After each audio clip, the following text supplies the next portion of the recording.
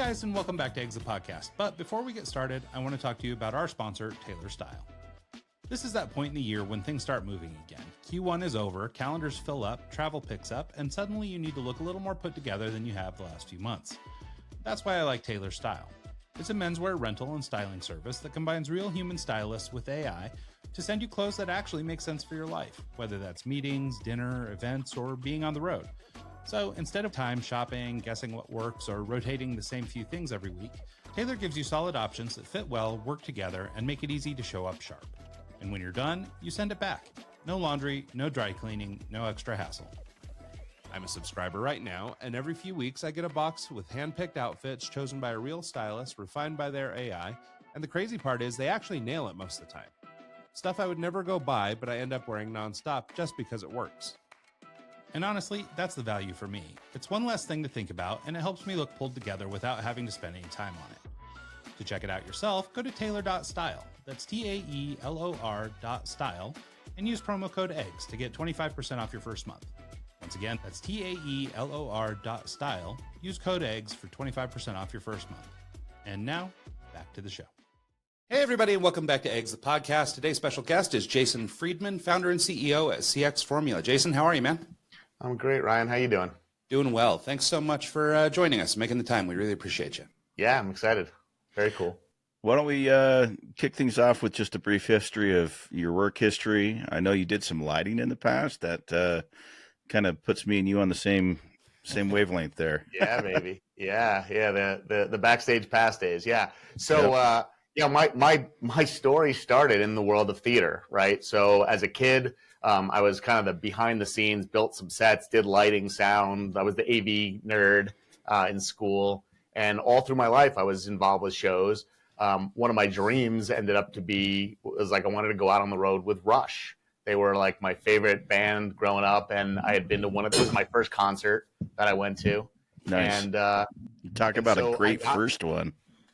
Yeah, it was awesome. And I just remember it was doing the lighting for Rush. I just loved it. And so it was one of the goals I set for myself. And I went to go right out of college. I went to go work for the company that had been providing all their lighting gear and the team and whatever. And I went out with Fleetwood Mac. I went out with Peter Gabriel, and I went out with Rush and kind of hit that goal.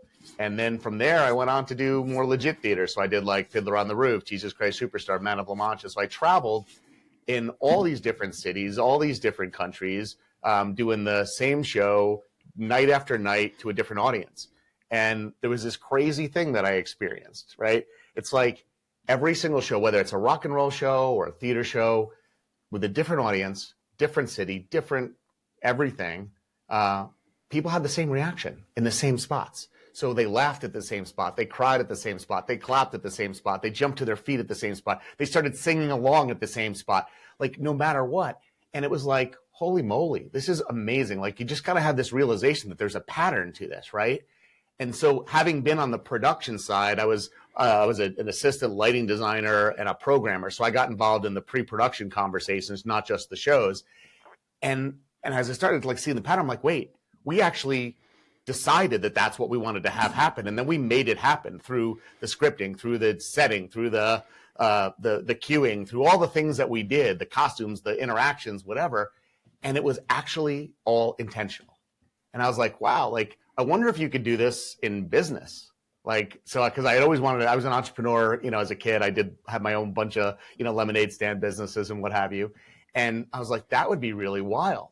And so my business partner, best friend, Drew, and I, we've been friends since we're 5 years old, been doing this for way, way too long. And we said, let's try this. And we started doing it, and it worked. We could actually have our customers get the results we wanted by design. It wasn't an accident. It was with intention. And so we started doing this with big brands. We stumbled into it, and brands like Footlocker and Armani and Bank of America and Disney and Universal Studios, and then universities like Harvard, Stanford, Yale, Duke.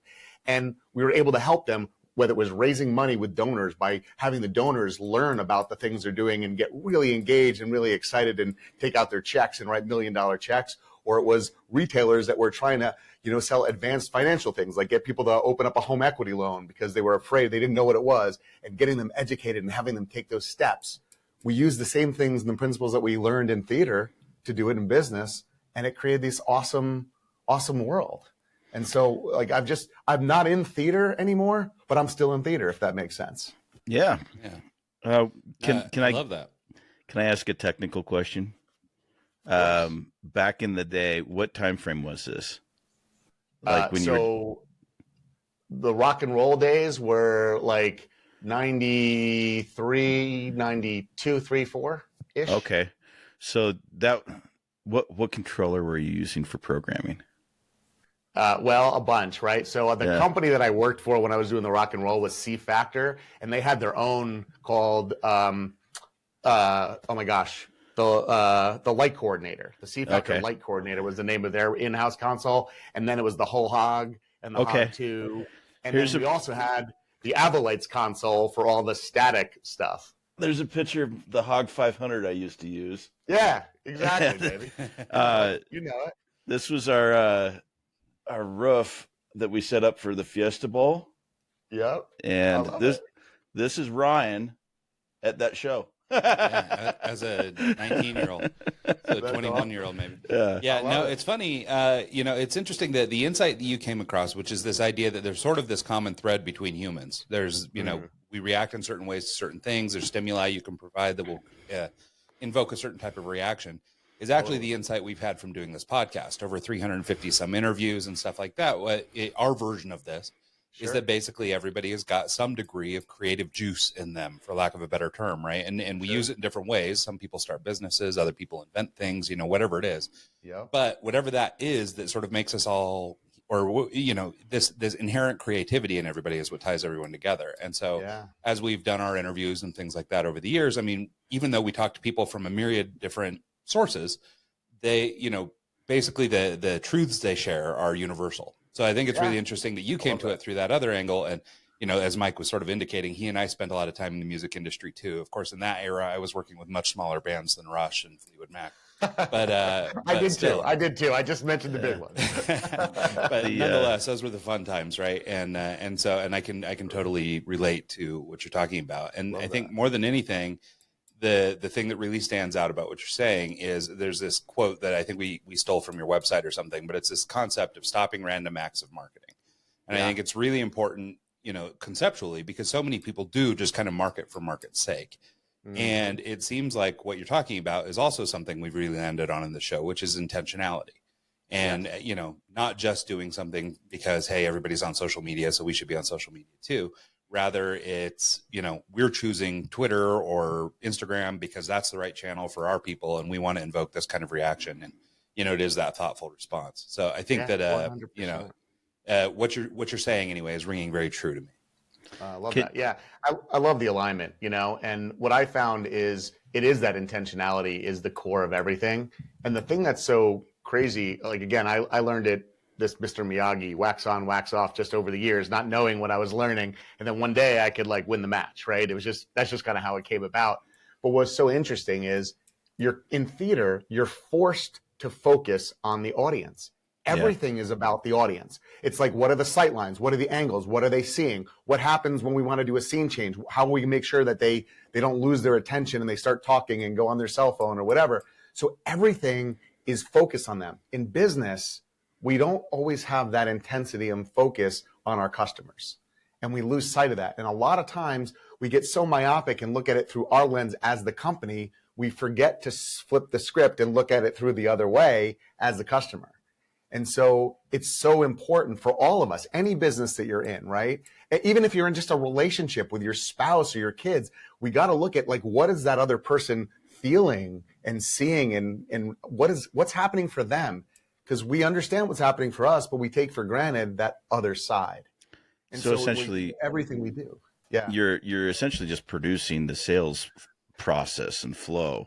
Can you maybe talk about the transition period from going from lighting guy, Broadway guy, production guy to let's put this into sales process and work with business, and maybe talk about that first client, because that had to be a learning process, and going the first couple events or things that you did in that world, is where you learn the most from, and you start honing in your processes and building from that. So Yeah, maybe break down those first couple events. Yeah, that's great. So, our I'm going to talk about my second client, because my first client had nothing to do with where we are today. My second client was actually Footlocker, right? Okay. So shoe store. Well, that's a big kind of second client, actually. That's Listen, it's a small world. You know that, right? Like we all like 6 degrees of separation. So the way I got that client was I had been an assistant lighting designer for a little thing at Universal Studios. It was, they do this thing called Halloween Horror Nights. So they bring in outside designers and people to help, like, make it a cool event within the theme park. And Sure. so there was a lighting designer. I was his assistant. I came down, did that.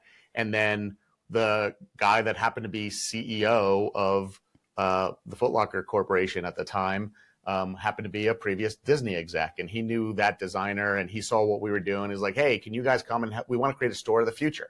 Will you guys come in and kind of figure it out with us? So they saw, this was like 96, 97, right? So they saw like online was just starting, like people were starting to sell things online, and they were like, look, we want to make sure that people come and buy in the store, and it's great and it's fun and it's better than buying online, because they knew that they were going to have lots of, price competition from just random people trying to sell lower price stuff. And so they had that foresight, which was really wild at the time, right? And so what we started talking about was, what would a store of the future look like? How would it function? Why would it be great and whatever? And so they found this amazing space. It's right outside of Boston in Watertown, Massachusetts. It was called it still is the Arsenal Mall. And so it was like this old like Army Arsenal building. So it's kind of a cool place, like open rafters, like big high ceilings and whatever. And they wanted to build it there, and they had a store there. And we walked in, and they're like, we want screens, and we want lights, and we want sound and all this. And we're like, okay, cool. So like, where would you see this? Like, we were just literally standing in the space and like, well, there's outlets up there. Let's put the screens there. And I'm like, I don't think we should decide where things go based on it's easy to plug it in. Like, so then I started just asking questions like, why do we want a screen in the first place? Let's say that the customer sees the screen, then what? Like, what do you want that to, what action do you want them to take after seeing the screen? Like, well, we want them to buy stuff. I'm like, okay, and so what's going to be on the screen that's going to make them want to buy stuff? And they're like, we hadn't even thought of that. Like, we just wanted screens, right? And so as we started to reverse engineer what we wanted the customer's behaviors to be, we started thinking about like, what journey could they go on through the store that would have them have these feelings, have this excitement, have this desire to maybe purchase a new product or try on something else, or maybe see something that they would not normally see because they're just in a hurry to go grab a pair of shoes and leave, right? And so what we started to do was think about what would that look like? Then we started to look at some stats and data, like what customers bought more stuff in their other stores, like what made people buy more. And what we started to find was that if a customer had a positive experience working with a person, the more time they spent in the store, the more was the total cart value, right? The more that they purchased. And so we started thinking about like, how could we get them to enjoy being in the store and actually go through the store the way we would want them to? Like, if we could create the perfect sales experience, what would that look like? And so we wanted it to be where when they walked in the store, the energy shifted. Like, they got into that athletic, like, I feel good in here. Like, I want to like look at that. I want to lose weight. I want to work out. I want to, have the right shoes for the right sport, for the right function. I need the right shirts. I need the right gloves. I need the right whatever. And so what we started to do was like think about all the different kinds of people that went in there, the avatars, if you will, and what would that look like for each of them on their journey. And so when we designed the first store, it was designed to pull them in as if it was like a lazy river, right? If you've ever been on one of those where there's a current that moves you through the space. That, right? That's hilarious that you say that, because as you've been describing this, what I've been thinking of in my head is Disneyland, and it's a small world. It's like you're literally going through this, and at the end they got a photo for you to buy. It's like, here, we're going to describe the story. And it is that kind of an idea, right? We're taking you on that journey, and you're along for the ride, and you're open to it, right? You're not feeling forced. You're feeling like it's smooth and it flows and it's good. And so we created media and content that was immersive, like truly, like the entire store would transform in a heartbeat. And it wasn't just spectacle, it was actually elevating their heart rate. And so we'd have like the first 4 pieces of media, it was like hands, feet, balls, and heartbeat. And so it was like some people would be juggling balls and do all these different things with balls. And then you see that like Footlocker referee, their little logo guy. You'd hear like a couple tweets on the whistle, and then all the lights in the store would highlight something that would be related to basketballs or soccer balls or whatever. And so it'd be like, oh, that's kind of cool. I want to go check that out. And then it would go and there'd be heartbeat. So you'd see like crazy media. You'd be hearing the heartbeat. It'd start beating faster and faster. And people would get excited when they're in the store. They would noticeably shift their energy. And so we were able to showcase more products, explain why products were better. And ultimately, in the flagship pilot, we did this one flagship pilot, we had a 400% increase in sales. Yeah. Because we were able to do all those things. And so they're like, this has got to be a fluke. We got to do it again. And so we did another store just outside of Chicago in Oak Brook, Illinois, the headquarters of McDonald's, right? So we did one there, and we had the same result. We had like a 400% increase in sales. Right? Then we did another one just outside of New York City in Stamford, Connecticut. Same thing, 400% increase. Were these pop-up shops, or were they pop-up shops for just a temporary period, or were they permanent installs for? No, these were permanent. These are like legit builds. Yeah, yeah. So then we rolled it out to like I said, I was saying like over 1,000 locations. And they had massive, and they weren't all the big flagship levels, right? The key cities got like the biggest ones. So there's an A store, a B store, a C store, a D store, an E store, right?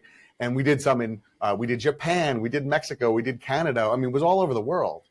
And that was our first big foray into this.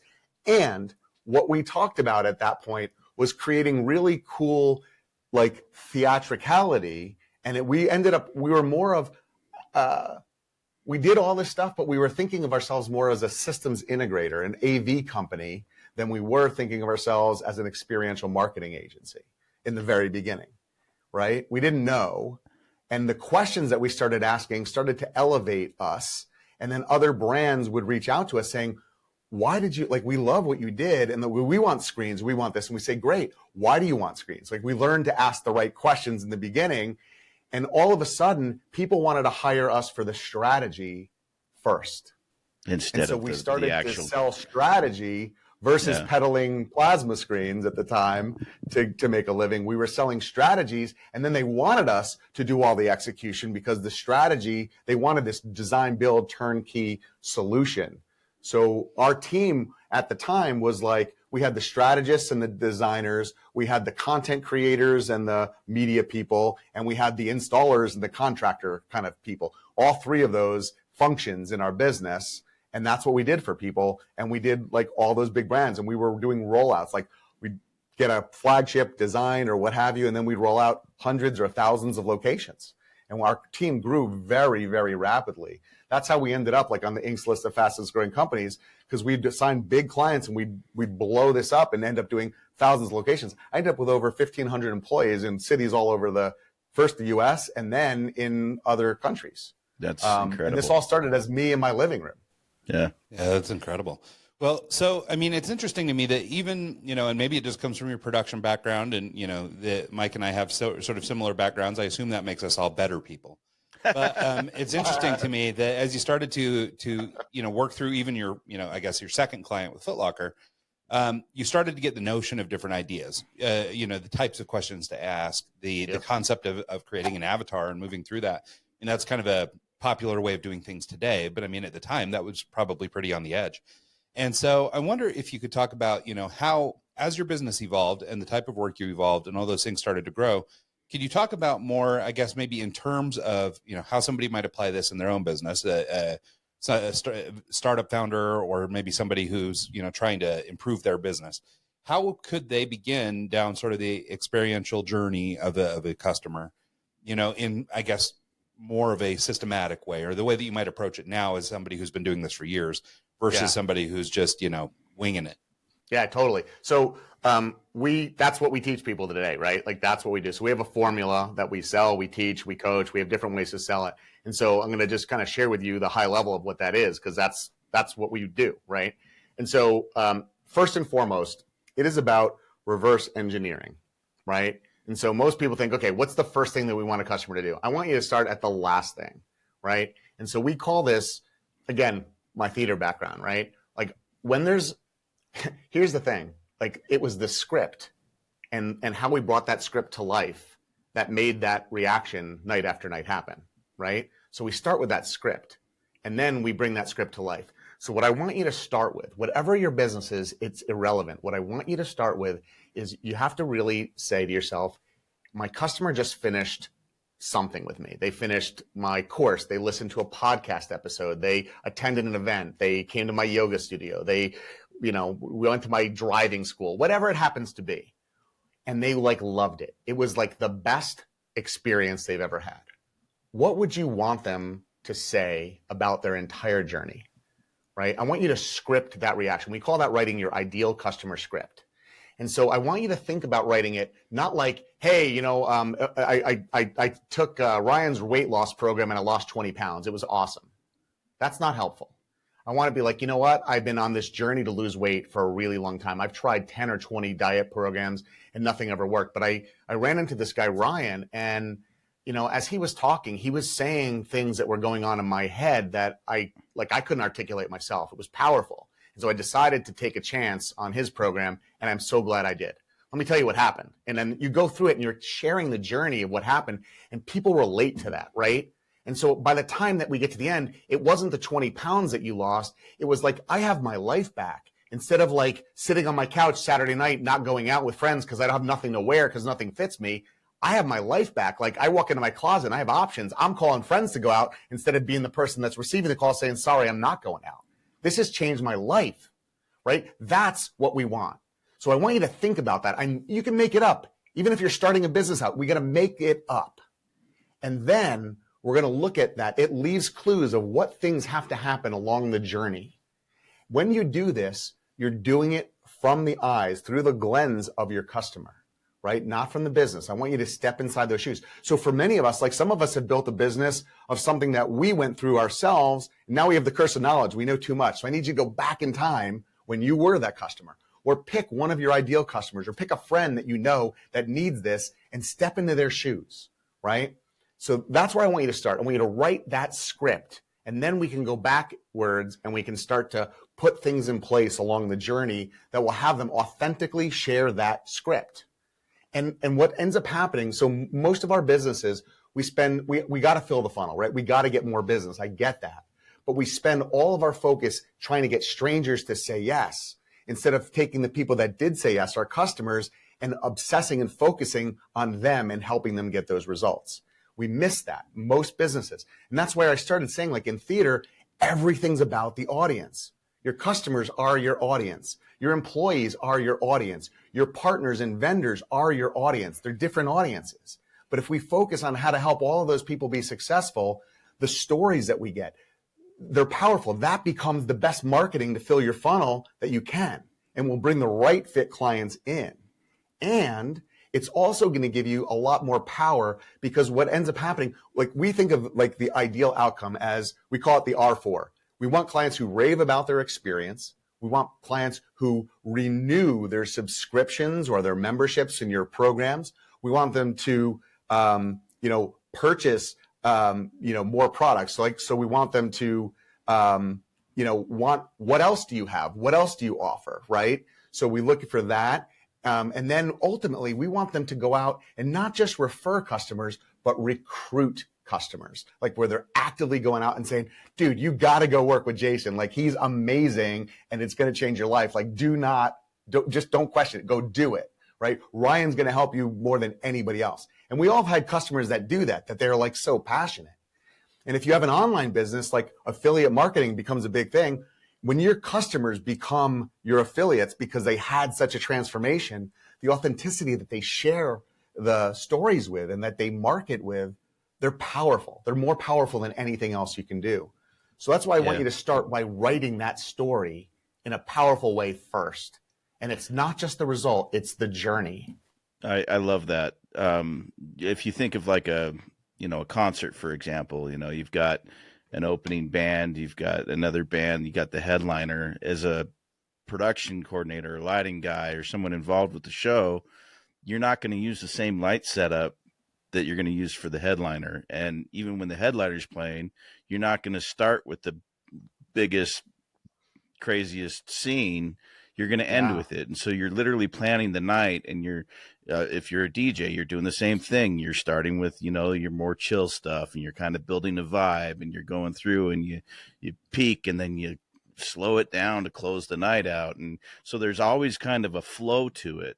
And I love your thought process coming from the production side of thing and putting it into retail and sales and telling the story and getting it out there. I haven't worked with, giant clients like Footlocker to the scale of building the whole store out, but I have worked with Macy's. And one of the things that we used to do back in the day is I would come in and I would set up a sound system, some basic lights, and they would do product demos for like cooking. And they'd bring a chef in, and we'd mic up the chef, and I'd play some music beforehand, and then he would actually cook a meal in front of the people that came to watch him cook. And then he would use the actual products that they are selling. So he would walk over and open a new package with a knife in it and use it right in front of them. Oh, this is great.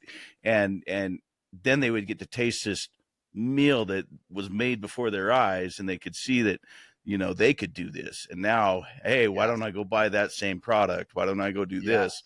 And it's kind of the same kind of thing, storytelling at a smaller scale than, creating the whole production of going through the store, but actually seeing someone use the product and then tasting that meal is, equivalent to the same thing. You're telling a story in the process, and you're building that story. So I love that. And yeah, me too. And so I love that. That's a great example. Macy's happened to be a client that we worked with as well. And so one of the things we did for them as a similar example is we would go into the swimsuit section, right? And we would change the lighting. So we'd have brighter lighting there, and we'd lower the lighting elsewhere. So it felt warmer. It looked warm. Natural draw into it. Natural draw in. And then it was all track lighting, right? And so we actually created a scent diffuser that looked like a track head, just like the other lights, but it would spray the scent or like blow this scent over these, like, they were like polymer beads that had the scent impregnated in them. And it would just be a little fan but it smelled like Hawaiian tropics suntan lotion. And so when you're in that area, you just felt like you were at the beach. We had some like wave sounds and whatever. And swimsuit sales went up because people felt like, oh, it's the season now, right? Subliminal messaging. And I love it. How do we do that, right? And it is about using as many of the senses as we can. In theater, we do that. That's why we like the costumes matter, the lighting, the sound, the props, all of those things. It all matters. It helps to tell the story, right? Yeah. And that's what we're all doing, right? And if we're smart, we're the guides, and our customers are the heroes in our journey, and we're helping them write their success story. And if we're part of that as their guide, they're going to pay homage. They're going to share that. They're going to tell other people. And like, people talk about two opposite ends of the spectrum, when something sucks and when it's awesome. The middle doesn't matter, right? And so like, we have an opportunity, all of us in our businesses and our personal lives, we have an opportunity to give people things to talk about, right? But it's going to be this end or this end. So you got to choose. And what I see as the biggest mistake, so I'm going to just throw out like a caveat, people try and there's this thing we call the curse of over delivery. They think like, oh, like lower expectations and over deliver.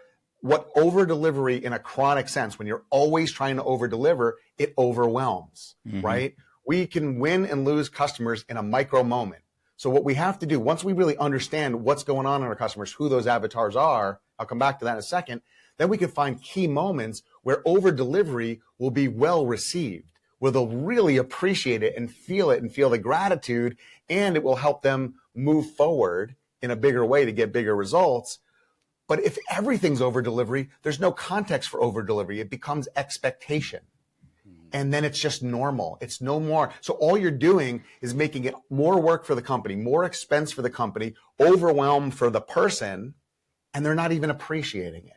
Well, and I think this goes back to your earlier point about, intentionality, right? I mean, the reason people over deliver, right, is because they're trying to win repeat business, or they're really trying to impress people. But the times that it works the best, at least, in my own experience as a consumer, are the times when it's totally unexpected and it's just somebody kind of hooking you up. They're just doing the thing to help you, and it's not built into the formula. It's not something their boss encouraged them to do, but it's just, a human on human emotional connection where they see you need a little something and they're helping you out. Or, Absolutely. you know what, let me go back and see, there might be one back there, or let me do whatever, but it's something above and beyond the expectation. And I think that that's a really good point, because we do, especially in today's society. I mean, I think just kind of with the advent of technology and all the sorts of, things that are going on in modern marketing, it's really easy to be overwhelmed anyway. Like there's so much noise, there's so much everything. And some manic customer service representative that's going out of control to over deliver, it just kind of adds to that noise, right? It feels unauthentic. It doesn't feel realistic. And it feels like, this is something that is part of this process. And I just know every time I come to store X that they're always going to do this weird thing. For me, it's kind of the, and maybe this isn't a great example, but it's like at Chick-fil-A when they say pleasure at the end of their thing. So it's, pleasure to serve you or whatever. Mm-hmm. And for me, it's a little much, right? I would rather have something that, because when they all say pleasure, it doesn't mean anything. Pleasure is just pleasure, pleasure, pleasure. Everybody says pleasure, and it sounds a little bit creepy. But if somebody, gives you a good, authentic, hey, thanks for coming by, it was awesome to have you today, whatever, like that would be so out of place in a sea full of pleasures that you would be like kind of taken aback by it, I think. And so I think there's room to do stuff that's a little off script, and I think it could be maybe even more impactful. As a consumer as well, one of the biggest turnoffs for me is when it clicks that I'm being sold to. When it's, you're having a conversation and it turns into a sales pitch, or it's forced, and it's not like your subtle lighting and scent kind of thing, like the subliminal kind of things, I think go a lot further for me than the guy trying to sell me a condo on a vacation. It's like the forced portion of it, or the commercial that, it really ticks me off when I'm watching something and I don't realize it's a commercial, and then I realize I sat through a commercial, because I just hate commercials. You know what I mean?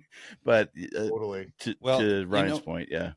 Well, and what's interesting about that, just using the example of your infusing scent into the area, right? I think, if I was really going to play devil's advocate, I imagine there are people who might be like, oh, well, they're just trying to trick me, whatever. And those are the cynics of the world, and those are the people we can't plan for. Sure. But I think what it does, which is maybe the more important part, or maybe the piece to call out in this, is it brings back a memory from your youth. It connects you to a memory of being on the beach. It does a thing. And so whatever it does, I mean, you call it subliminal marketing, call it whatever you want to call it, but what it is doing is triggering something real in a person, where it's an emotional connection. And I think a lot of times, and again, maybe just in our sort of hyper, consumer world that we live in, people lose sight of their connection with the things that they buy. And sometimes it's really easy just to hit buy and you just don't even think about it. Like, I don't really think a lot about the connection I have between the thing I bought on Amazon or whatever. Like, I'm not really that invested in it.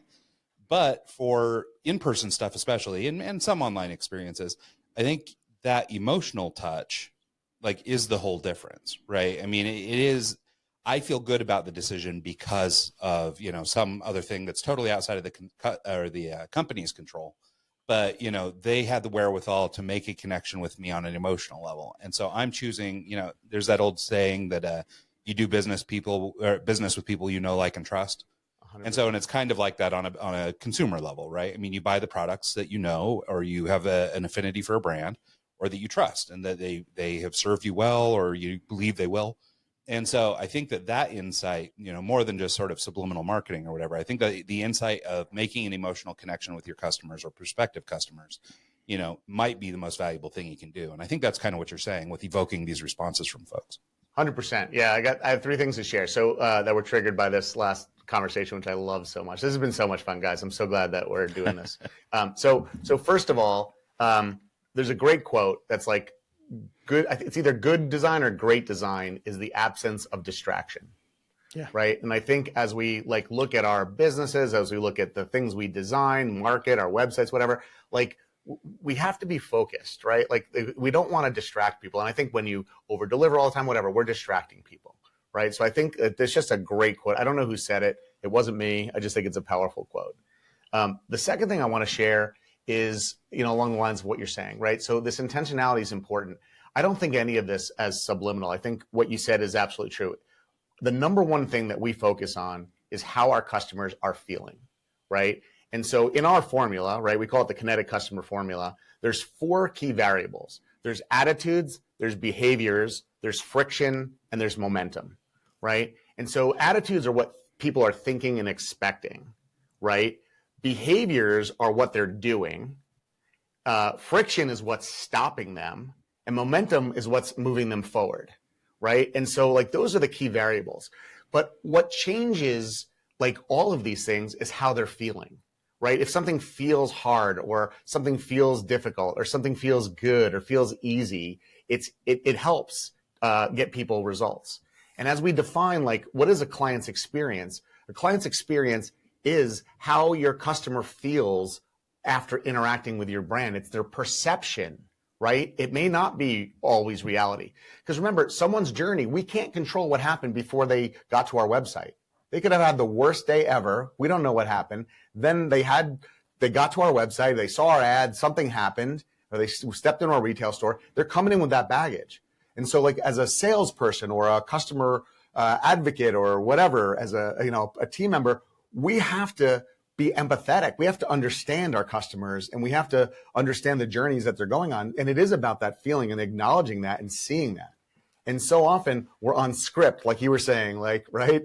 When we're just saying the words, but we're not looking at the reaction. So I think what you said is so beautiful. It's like we have to give permission to people to go off script, right? Yeah. But the context of the show and the theme, so our mission, our vision, our values of our businesses inform what's safe to do off script and allow them to be the individuals that people get to know, like, and trust, but they're part of the brand story. They do it within those. So like I think I hear people all the time, especially small business owners, mission, vision, values for big companies. It's not. It's just not. Like you need that to guide the direction of your business. The way I help people scale businesses is by having clarity in all of these things, right? Clarity allows your team to thrive. It allows your customers to thrive. And we've been talking a lot about expectations, right? Like if we don't set expectations for our team and for our customers, guess what? They have them anyway.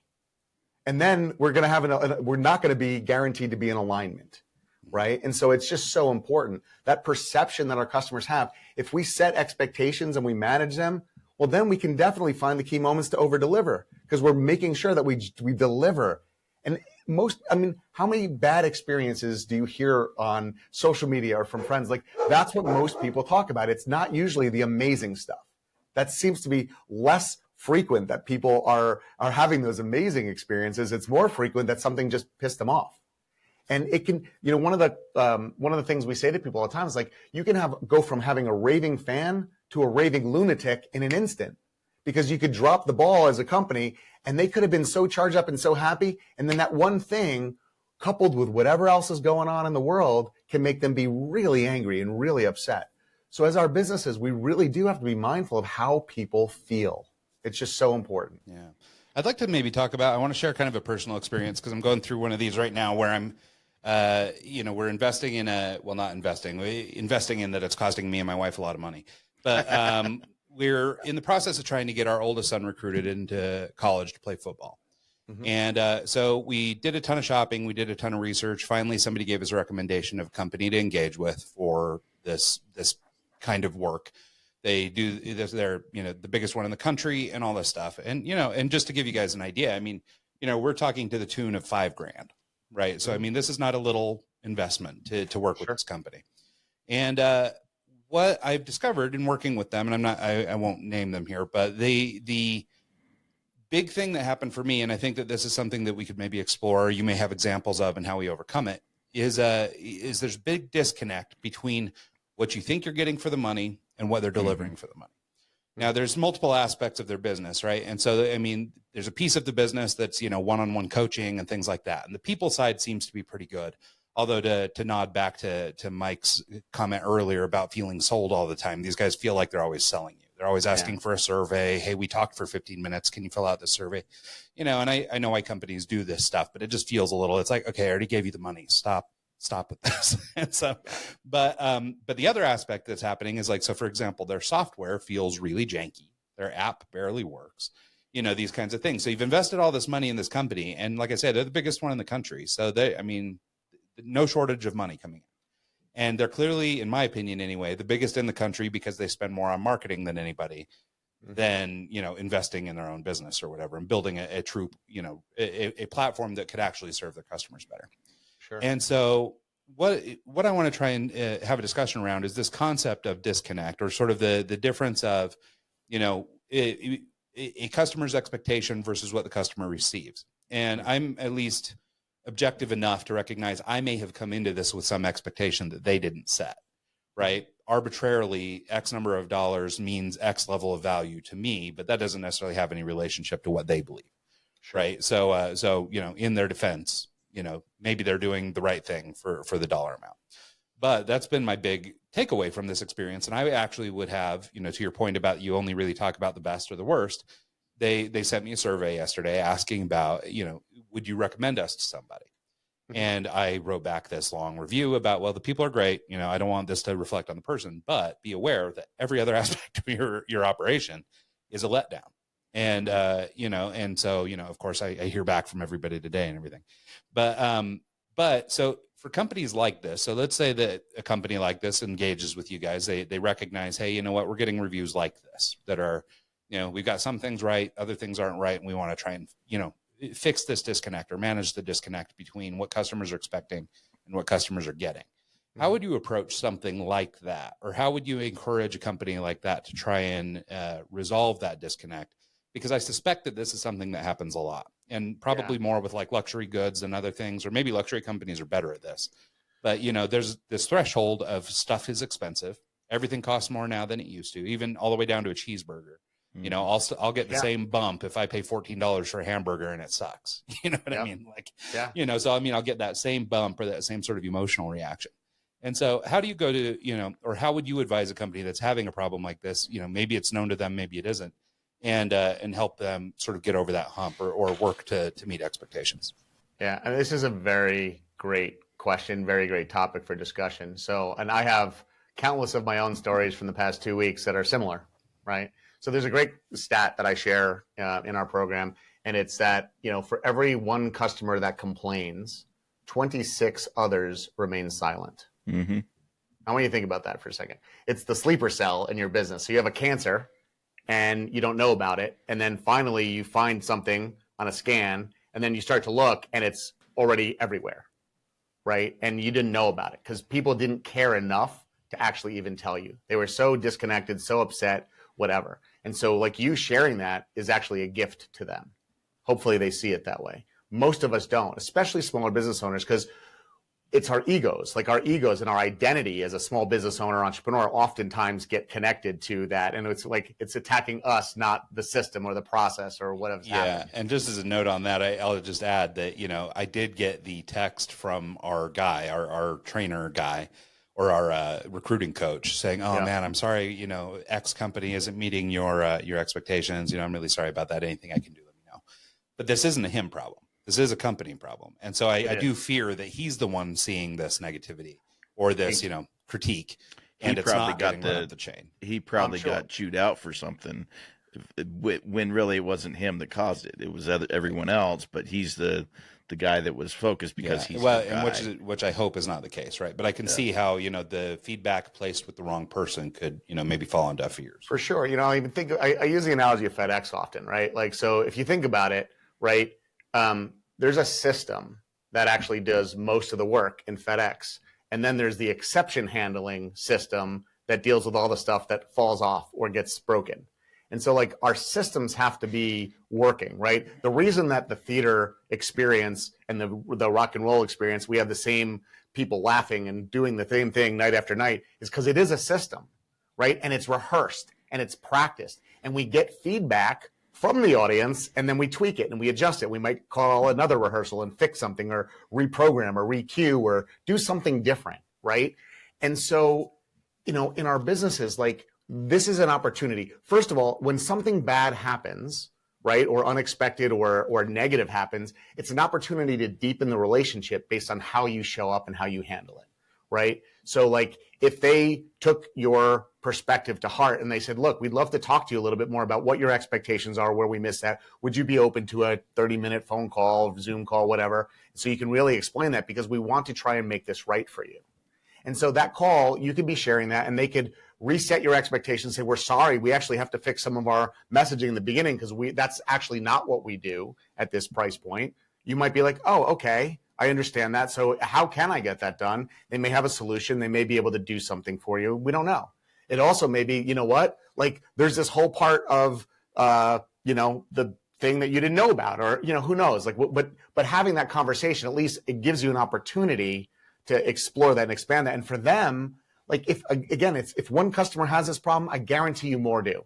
It almost always is not a one, especially with a larger company, like you're saying, there's almost no chance that it's just you. Well, and right? It's interesting, like with this audience of people too, right? Because you have your selection of sort of, I don't know, probably above middle class, relatively well-to-do families that are putting money into their kids to try and get them into college. Yep. So you have sort of that group of people. And this is largely, not your super elite guys, right? They're getting grabbed anyway, right? So Sure. you're the sort of the next tier down, and, you're trying to find a good opportunity for yourself, something like that. So you've got sort of this class of people who are the little bit, more well-to-do. They've got some money, expendable income to throw at something like this. But on the other end of that, and just from, different communities, my kid has played football, and I have a little bit of experience in this. You also have the people who they're spending their last jelly bean to buy that thing. And so for them, especially around price and price sensitivities, the expectation is somebody who we're probably going to be short on rent this month so that I can make sure my kid has this opportunity. Yeah. Is going to be different than the person who just maybe this is some expendable money and this, they just don't want to do the legwork themselves or something. So I think that, knowing that, and I assume a company like this knows because they work, exclusively with athletes, they should have some understanding of this kind of dichotomy. There is I guess what you would hope for is that they have the insight to do this. Right. And I work with, I run a marketing agency, but I also work with a software development firm. And, and I can tell you that, sometimes you have to kick a feature down the road. So maybe I can't fix the app today because I just can't, there's business functions at play. But, what I would have loved to hear or have happen is get an email from somebody on their customer success team and say exactly like you described, hey, I'd like to have a conversation with you and see, if for nothing else, maybe I can't do anything about it right now. But let me talk to you and understand what you're doing. And then I'll give you the business case. Hey, man, we allocate so much money to marketing to be the top guys in the country that they're just, they only allocate this much to development. We can only do so much. Yep. What I suspect is happening is they really invest on their front end sales funnel, and it's all about getting people in. And then maybe it's a little dramatic to call it a rug pull, but I think the idea is that you sort of land on a product that's satisfactory. And that's exactly where I started, right? We put all of our focus on getting strangers, and we don't focus on the success of our customers. Right. And so let me just ask you this, right? I think I already know the answer, but how niche is your community? Do you know lots of other people because of the circles that you run in with the other athletes that would love to know about a service like this, that if you were loving it, you told them they would almost guaranteed go buy it? Yep. Especially in our community, they're our son is going into his senior year of football. Yep. He, is actually kind of late to the recruiting game if he wants to get recruited. And, but he's got a little brother coming up. He's got friends that his little brother plays football with. He's got all the guys he plays football with who are seniors that are looking to graduate, who are looking to go to college, who are, all that kind of stuff. So there's a big audience of people. And right now, let's say, just for round numbers, let's say there's 100 people in our sphere. Yep. If any of them came to me and said, hey, what are you doing for Ethan to help him get recruited? Mm-hmm. I don't know that I would scream to the mountaintops, you ought to call these guys. You might actually say, don't call these guys. Yeah. Right. Yeah. Or caveat emptor, buyer beware. If you do X, Y, Z. Right. So here's the thing, lifetime value, right? It doesn't so you spent $5,000, which is great. It's a good amount of money. It's a nice sale for them.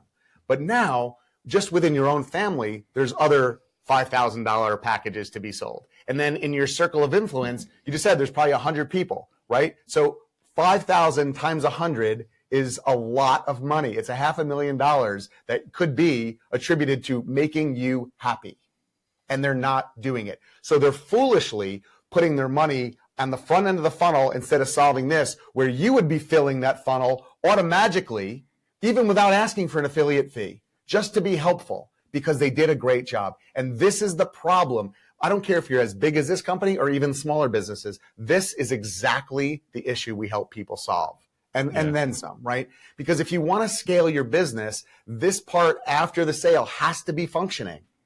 Because at some point, you can keep trying to outspend the competition and pour all the dollars that you have in there. but people are not going to be happy with the bait and switch, and they're going to rise up at some point, and there's going to be so much negativity or so many people not getting results that it's not going to be viable to continue anymore. Well, and it's interesting too, just because of the way that college sports have changed, even just in the last couple of years, and continue to change.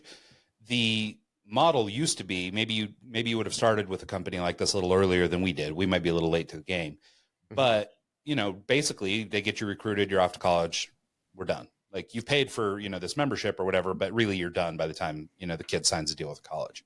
Yep. So at that point, you don't use it anymore. Well, now because of the way that recruiting is done, they're doing less recruiting, at least in football. I don't know other sports very well, but at least in football, they're doing less recruiting out of the high schools than they used to do. And now they're pulling kids out of transfer portal, which is sort of this new, place where college kids can make themselves eligible to move to other schools. And so they're starting to pull kids out of there. So now their model has shifted to, we're with you all the way till college graduation.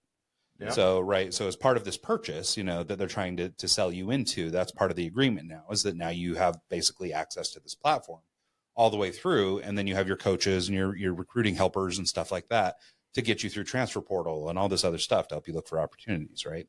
So now that you're asking for not just, a year relationship, now we have a 5-year relationship. It's like, but the value needs to be even bigger or greater than it was before. Like they've actually scaled into needing to be even better at this stuff than they are. And so it's kind of an interesting thing that there's, a business pressure on the outside of them that's leading, going to require that they be better at their craft and that they develop new tools and things like that for this new situation, but they're actually still kind of living in the past, even though you use this as a sales tool. Yeah, I appreciate you bringing this up because this really is like an epidemic. I mean, honestly, and so even if it's the smallest, business, like, it's a mom and pop brick and mortar, right? Like if you deliver that service, and a lot of them do because they know their customers, and people like they'll pay more for a bag of dog food at the local pet shop than going online for a lot of people, right? Because they want that level of connection, commitment, service, so on and so forth. It's important that we really do think about how do we help our customers? Like how do we help them get success? And when we add friction, right? I have this T-shirt I wear that says "Get the F out."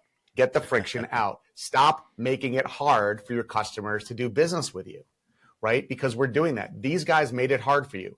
The app's not working. This is not happening. You're having a complaint. The guy that wasn't the problem, who wasn't really able to solve it, says, "Hey, let me know if I can do something." That was not helpful, right? And so at the end of the day, like, and even if so I had this crazy situation, right? I ordered some food on an app, and it was one of these new kitchens that opens up where they have like 10 different restaurants that they serve out of one like pickup place, right? Yeah, these ghost restaurants or whatever they're called. Yeah, exactly. And so we were like, all right, let's try it. Because like we always have that issue. Like this person wants this person wants that. Somebody wants pizza. Somebody wants Chinese. Somebody wants this, whatever. So we said, okay, let's try it. So we did. We spent $120 for all the people that were getting the food. And we got the food. And when I tell you, like one of the people got a cheesesteak, it didn't look like meat. Like it was like disgusting looking, and it didn't taste good. And then somebody else got a salad, and it was like it was not even as big as a side salad, and it was like $15 or whatever. And it's like just more and more and more. So I can't help myself, right? So I put a note in there, and he's like, we're going to give you a $10 credit to come back. Why would I want to come back?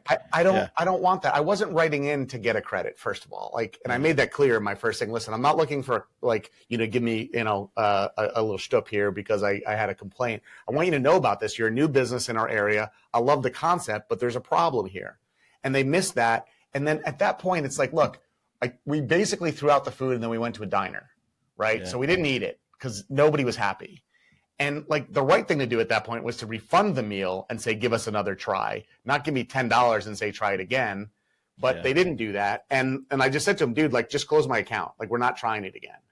And, they've been here for probably 2 months. I know they're still new, but like there's got to be a certain level of quality. It's food.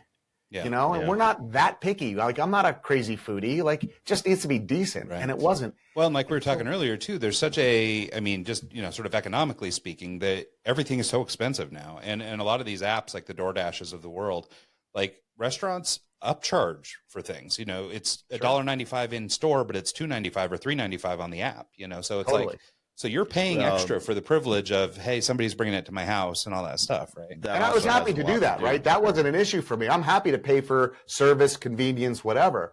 But we were still paying, it was like 5 people like for $120 for like kind of fast food, basically. Yeah. And it's expensive, right? I mean, it's a lot of money, and it just was horrible. So it's like, that's the thing. Like, I'm not going to buy from them again. I'm not going to tell anybody else about it. If it was great, I would have told everybody, hey, did you know about this new thing that opened in our area? You got to check it out. They would have had a dozen customers that came in with 0 acquisition cost for them. Yep. 0.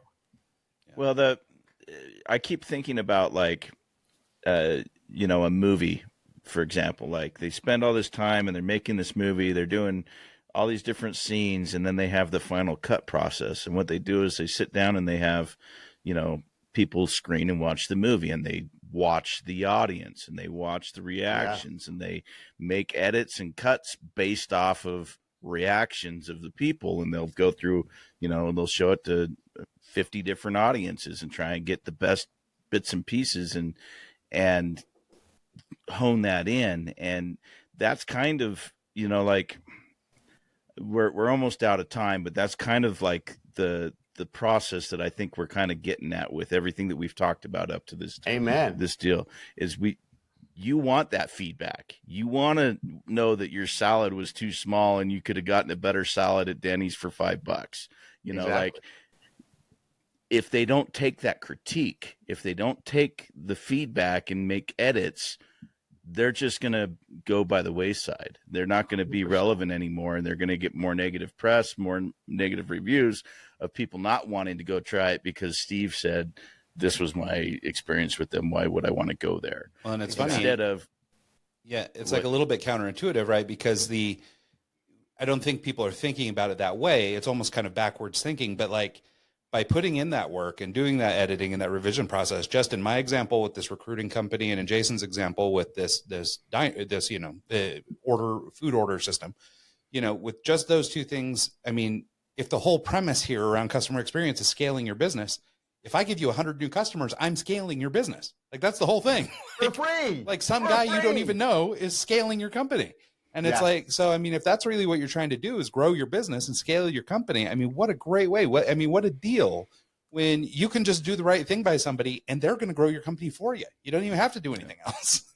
That's exactly it. I love that. I love Mike. I love what you were saying too. That's why in theater they do previews and they review it. And we practice, we rehearse, we have, so yeah, it's so important. And it's more important today than ever before, and so I've been saying that for 30 years.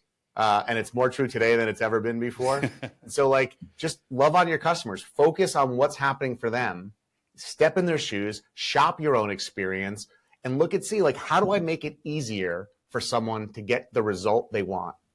And when you do that, it's even more fun. Your team's going to grow tighter and have more fun. You're going to attract better fit employees that want to work for you. Their customers are going to tell everybody else. They're going to keep referring you. They're going to remember the experience they had, because people forget what you said. They forget what you did. They remember how you made them feel. Maya Angelou, great quote.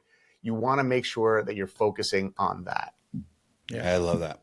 Well, here we are getting to the end of the show then. So maybe here in these last couple minutes, Jason, do you just want to take a minute, let people know where they can learn a little bit more about sort of the CX formula process and the coursework that you guys do? Also, maybe how people might get in touch with you if they're so inclined. Yeah, absolutely. Thanks, guys. So yeah, we have, my website, cxformula.com. Feel free to go check us out there. But I have a special gift that you can't find on my website just for your audience. So guys, this is a short PDF, take you less than 10 minutes to go through, but it's going to give you a concept, a strategy, and a tactical execution of it that will change the way you think about your business and your customers. I'm not going to tell you what it is. You got to go download it, but it's at gift.cxformula.com/eggs. And like I said, it's 10 minutes of your life that I promise will be worth it. And if you download it, actually look at it. Don't let it be one of those things. I download stuff and it just sits in my download file. Like, look at it. It's going to change stuff for you. And if you don't mind, let me know if you use it, like how it worked for you. Love to hear about that. My email will be on that when you get it, but it's jason@cxformula.com. And yeah, our programs are available. We got a lot of great stuff that can help you scale your businesses and solve some of these problems. Guys, this has been a true pleasure being with you. You create a great experience for a guest on your podcast, so I appreciate that. The conversation was really awesome. Thank you so much. Yeah, we really appreciate this. And if you ever want to pitch these guys, you just let me know, and we'll put a little collab together and pitch this. Yeah, we should, man. We should help them. My son's going to need this. So my son is into football. He's going into high school right now. He's working. He had Chris Snee from the Giants was his coach in the grade school stuff. They're really a great team, and he's all in. Now we're getting him a professional coach that's working with him, and he wants to go all the way. I would be asking you for how do I contact them right now? Because you already said we should have done it earlier, right? So I would be on the phone with them this afternoon. I don't even know who they are right now. Yeah, no, we'll have to circle back. So maybe we can save their business and get some credits. See if we can get a deal that'll hook us up.